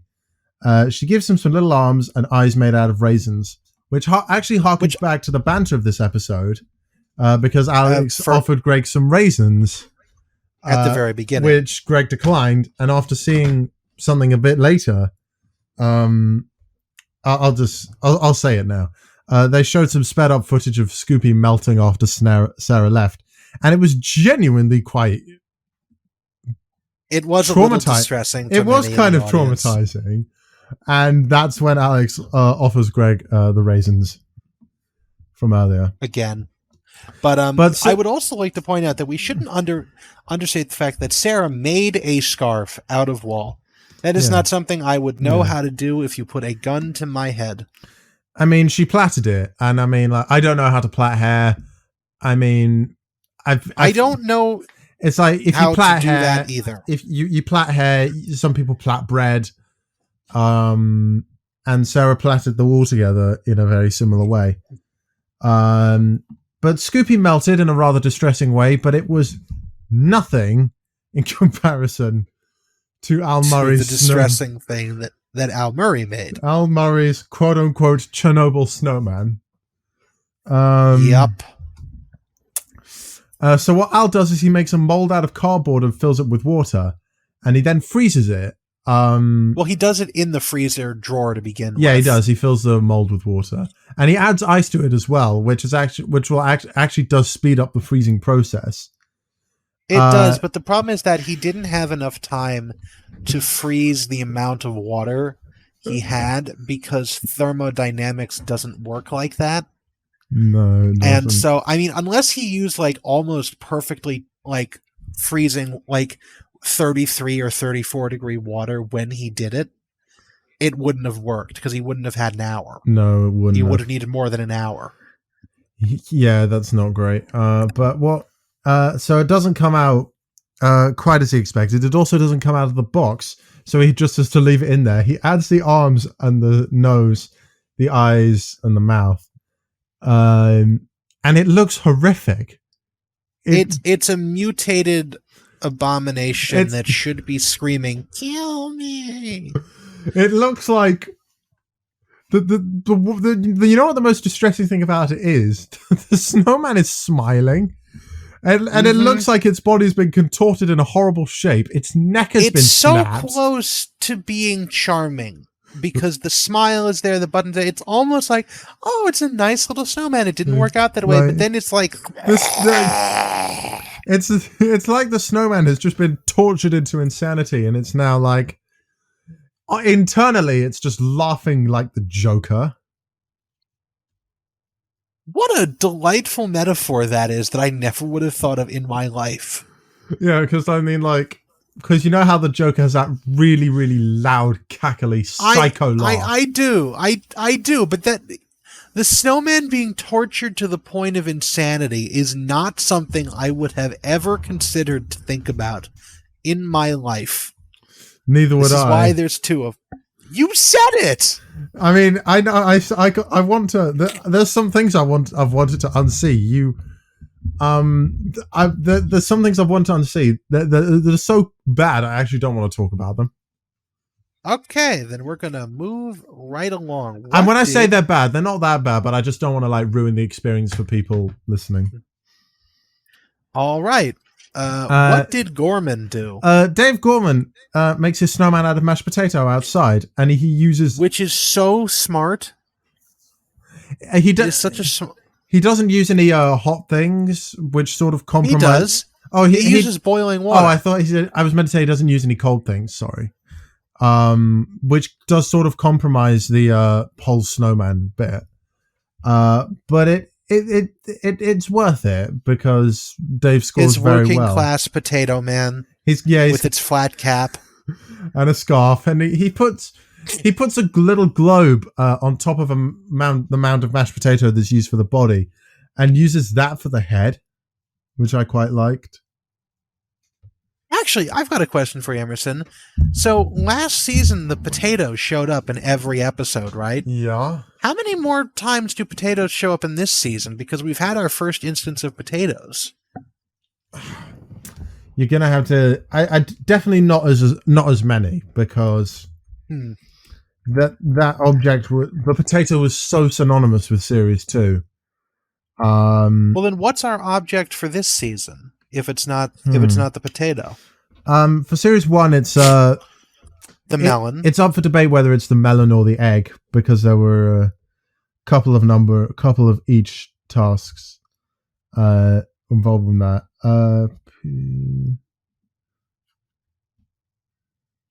Hang on, I'm just. This is great content. I just want to point out while he's thinking of that my entire notes for Paul Chowdhury's snowman is just ... Put a picture of that and on that's the screen. It. I did. I might put it on the screen. I've just been doing it. Lazy YouTube video. I don't think there is one for series 3, at least not to my knowledge. And I wouldn't call the thing with the potato is like, I wouldn't call it a synonymous object because you didn't have to use the potato. The reason the potato was so synonymous in the second series was because there was one task that mentioned the word potato in it. Ah. But in this task, there's no mention of the word potato whatsoever. Dave Gorman just chose to go down that route himself. So, I mean, Series 3 is quite hard to think of a synonymous object. If you can think of a synonymous object, please send us an email at ytsnpod@gmail.com. Ha! I stole it from you. Ha ha ha ha. Hey, first email call of the season. That's great. Yay! Anyway, yeah, it's a nice looking snowman. Quite cute. Oh yeah, it looks great. I've made snowmen that look worse than that out of snow. And I mean, we don't get a lot of snow in this country. It did snow. I did say it snowed in January this year quite heavily. And I went for a nice walk. I'll trade you. It snows all the time. It's terrible. They don't plow enough. It was awful. It's cold. It's wet. I hate it. Anyway, last but not Snow least, Trauma brought to you by Joe. Yeah. For just £2 a month, you can get this man's stuff delivered to him in the snow because he can't be fucked to get trudged through the snow himself for 5 minutes. Please, moving. Please text American Fuckwit to this number. Hey. Anyway, Finally, the crème de la crème, l'épice de résistance, Paul Chowdhury's snowman. He uses a toy rabbit, which he stupidly keeps calling a bear for even after he's been told it's a rabbit. Some ice and a slush puppy. Which, for those who don't know what slush puppies are, because some of us like me don't know. Slurpee kind of thing. Okay. It's an iced drink, basically. Isn't that what a Slurpee is? There's a Slurpee is much more along the lines of like a God, I have to think about this differentiation very specifically. That is probably the most American thing I can think of. It's like the exact sort of thing you can think of, like you're driving along a 2-lane highway in Nevada. There's nothing to see for miles, and then you just see a 7-Eleven, and that's the sort of thing they'd serve. What a very, very specific thing. Okay, a Slurpee when I went to Florida about frozen... 7 years ago, I think I didn't quite have something that similar to a Slurpee. I went to like, what's it called? Is it called the supermarket with the letter K, just as like its logo? If you're talking about Circle K or Kmart, there's two, and both of which I want to apologize on behalf of America, because Kmart is an indescribable realm, but Circle K is not a supermarket. Circle K is a convenience store. I think, yeah, it's a Circle K. I think they might have Circle K's in Ireland. I don't know. They have them in Japan. Convenience store brands are weird, but if you did grocery shopping at a Circle K, I'm sorry. Yeah, they've got some in Vancouver and Hong Kong. Because you should never do your grocery shopping at a convenience store in the United States. Just go to a Walmart, or if you're in Florida, what are the chain down there? Publix. Just go to a real store. But anyways, to rein us back in, a Slurpee is a frozen carbonated drink specifically. So it's like Coca-Cola or Diet Pepsi or something else. I think I've had a Slurpee actually. I went to Florida, and I told you we went to a Circle K, and I just got like this ginormous styrofoam cup of that's a Circle K. Some soft drink. Yeah, Slurpee is a 7-Eleven specific brand name, but everybody has them. I've been to Norway as well. There were weirdly a lot of 7-Elevens in Norway. That doesn't surprise me at all. You know, all right. 7-Eleven is... The three shops that there were surprisingly lots of in Norway: 7-Eleven, TGI Fridays, Starbucks. There were so many of them. Why the fuck is there a TGI Fridays in Norway? We don't like TGI Fridays. There's TGI Fridays in this country as well. Admittedly, not as many, but yeah. What? Yeah, but TGI Fridays isn't good. I wouldn't know. I only ate there once, and I was like 10 years ago. Anyway, I've eaten there more times than I want to admit. That's your business and not mine. Anyway, Paul Chowdhury, he puts the rabbit. It's not a bear, Paul. Wake the fuck up. He puts the rabbit. It's a rabbit in the middle of the ice. He covers the rabbit in ice and then empties the slush puppy, which is blue, by the way, all over the top of it. And then we get the very infamous line. Bastard's crying, isn't it? And then we cut back to the studio, and Greg wants to know if everything is all right.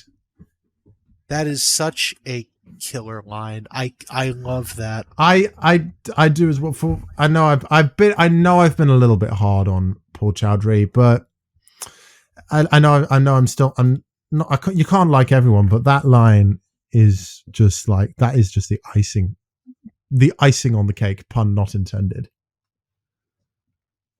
Yeah, it's so great.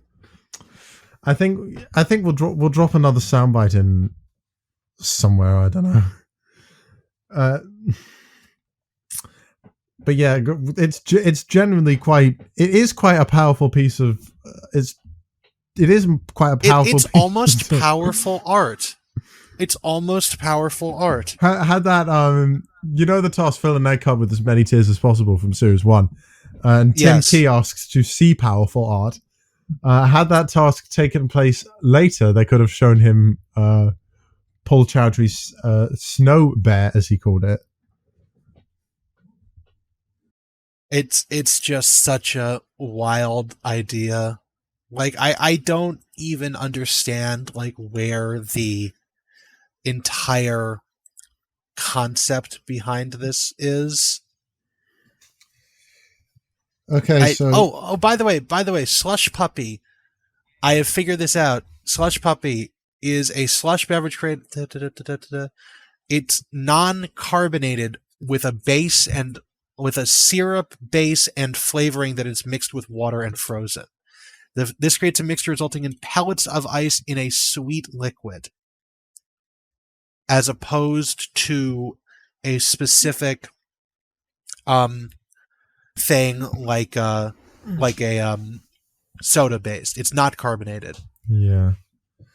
Well, we've been at this for nearly 2 hours. Let's. I assume you want to do. Do you want to do Taskmaster Joe for this? I mean, yeah. Let's do this very quickly. We'll run down the proper scores first. Dave Gorman's Mashed Potato Man, 5 points. Scoopy the Snowman by Sarah gets 4.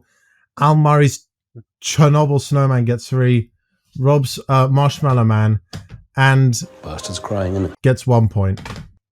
Yeah, this is going to be very short. Maybe play the Taskmaster Joe theme really fast because I only have like one thing I'd change. Okay.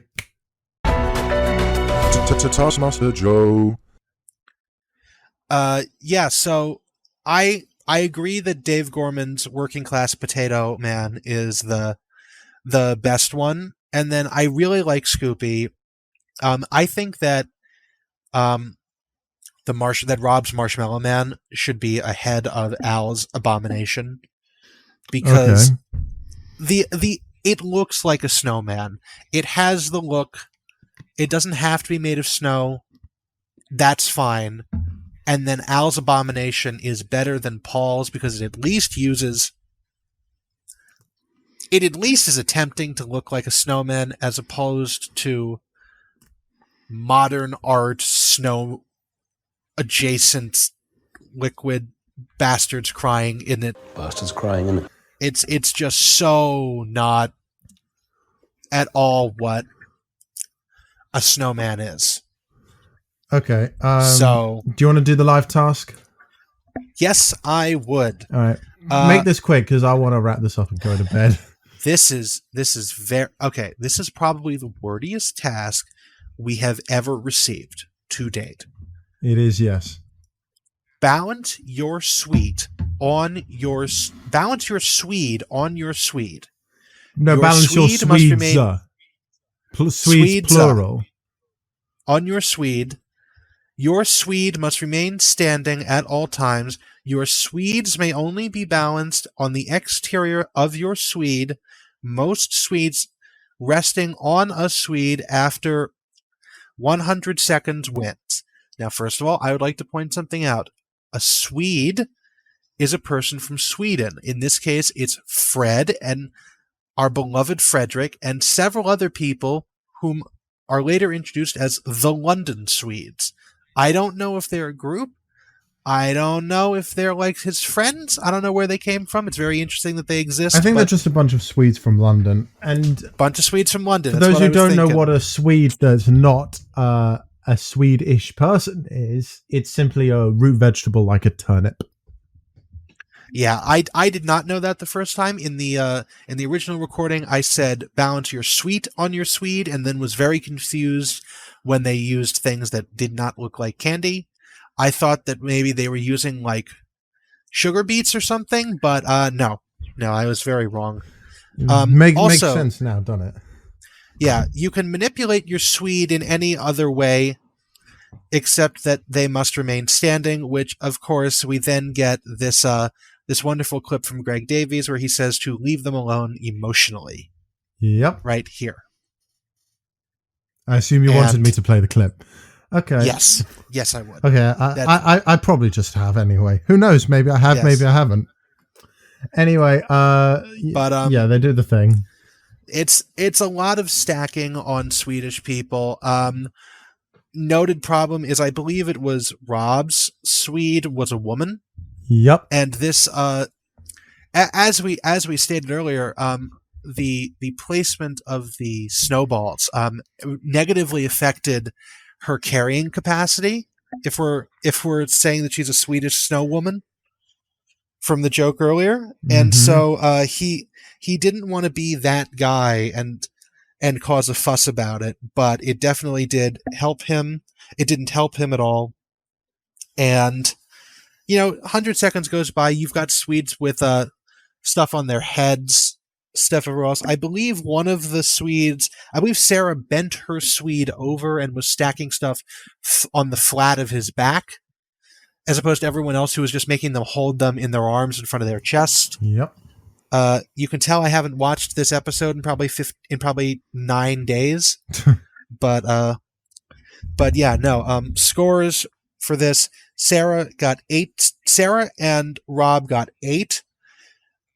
Dave got 11. Paul Chowdhury 14. Good to go, second place, and then Al Murray didn't bother paying, just did 15. 15. Woo-hoo! A good wholesome Swedes victory on in this his task. Swede. So, and so the scores and for the task. that is the end of the episode. So in terms of scores actually added, Al Murray wins with 5. Paul Chowdhury gets 4 points. Dave 3. Rob and Sarah get 2 points each, which means the final scores are Paul, despite a decent finish, is last on 8. Dave Gorman has 13. Rob Beckett 15. Sarah Pascoe 16. Al Murray wins the episode with 21 points. Woo! Yay! And he immediately goes up and tries on Paul's Swatch Pop. He gets his own oven. He gets his oven back. He gets Dave Gorman's shitty microwave. He gets Rob's tortoise sundial. He can do what he wants with that. He gets the pop watch and the Freddie Mercury clock. And that is that. Close the book. Draw the curtains. Taskmaster's done for a day. Cool. Right. Goodbye. Thank you very much, ladies and gentlemen. Bye, everyone. Goodbye. See you soon. Bastards crying.